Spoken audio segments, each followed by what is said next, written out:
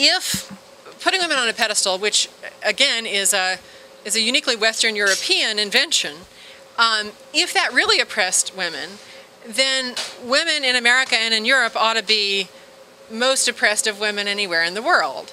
And we know that's not true, right? So it seems to me that chivalry, which feminists have tried to wipe out, and which lots of other cultures don't go in for at all, for example, Islamic cultures, is something that we shouldn't forget about and that would be good if students were learning about. The last example that I want to give of basic sort of building blocks of the Western mental attitude that you could learn from English literature has to do with a commitment to moral absolutes. Believing in absolute right and wrong, in that you can't justify the end by the means, has really been a hallmark of Western civilization since Socrates. It's been under attack since Socrates by the Sophists, by the Benthamites in the 19th century, by postmodernists on our campus today, but it's really a basic foundation of Western culture.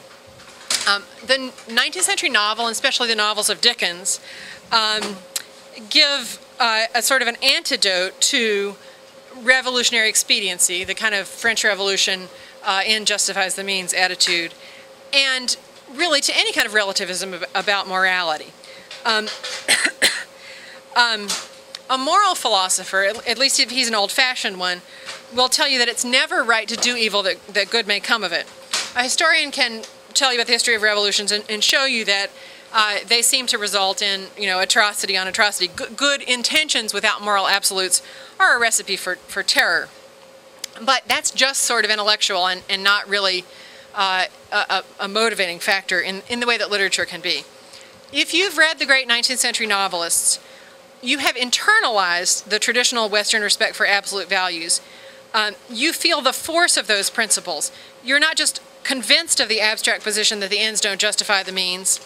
Your character is formed to recognize that it's disastrous to do evil so that good may come of it.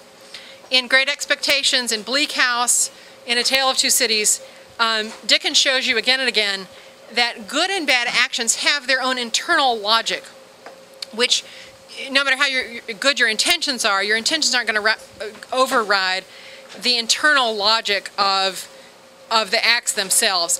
Every choice you make has results that can't be controlled by your intentions, naturally flowing from what you do.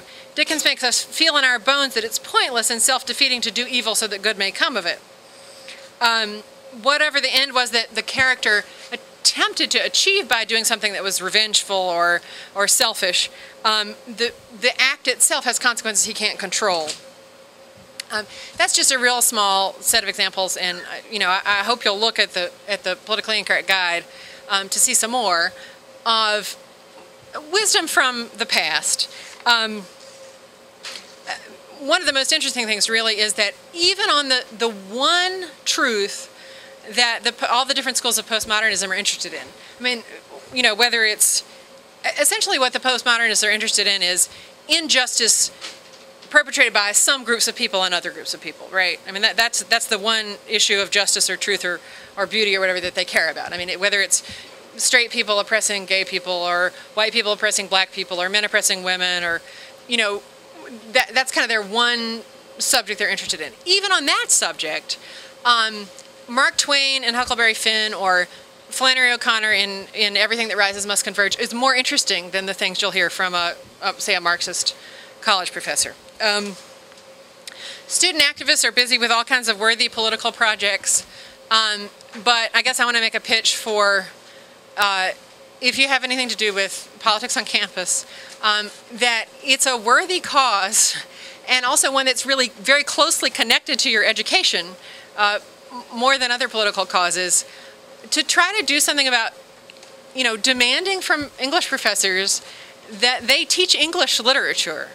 The main reason English literature quit being taught was because students, and especially graduate students in English, kept saying it was all a mistake, we don't want to favor dead white males, You know, we'd rather read Derrida than read Shakespeare. And if students voted with their feet and their tuition dollars, had good arguments, kept pushing, then, you know, we might be able to reverse this this sad trend. If you don't want to get involved in transforming English departments, then at least you should not shortchange yourself of an education in this stuff. I wrote the Politically Incorrect Guide to help people who missed out in college, who didn't get the chance to try to encounter this literature really on its own terms, to get a head start at it. Thanks very much. Yeah, and do you have questions for me? I'm being asked how it happened, the shift from professors teaching their subjects, including English, to politicized teaching and to professors being interested in politics instead. Well, you know, it's complicated, and people have written long books about, you know, the tenured radicals and the kind of takeover by the counterculture in various places. For one reason and another, I think English departments just kind of failed to put up a lot of resistance to a fad for what was called in the 1980s literary theory, which kind of caught the folks who were in charge of our English departments off guard and made them feel unsophisticated about their own subject, and was great cover for people with feminist or Marxist agendas to really kind of get control of a lot of English departments. And you know, I think unfortunately there are a lot of professors of English who are really not very interested in English literature, you know, or else they would be teaching it instead of comic books and pop music. This gentleman is asking about how much the sort of popular culture dumbing down trends and the desire on the part of college professors to be, I guess, trendy or with it, or, you know, influence what goes on. And I do think that, you know, it has become more culturally acceptable in English departments to be relevant. The thing is, you know, Shakespeare and Chaucer and Milton are relevant to any human being. I mean, that's why they're classics. But they require a little bit more work than just kind of going along with pop culture. But I mean, I do think what's going on in English departments is pretty faddish. Is A Tale of Two Cities the only negative literary take on the French Revolution? It's not the only one. It's my favorite. I don't know if you know that there's a little story that when Margaret Thatcher went to visit Francois Mitterrand, she took him an embossed leather-bound version to kind of share the English perspective on revolutionary politics with him. Anybody have another question?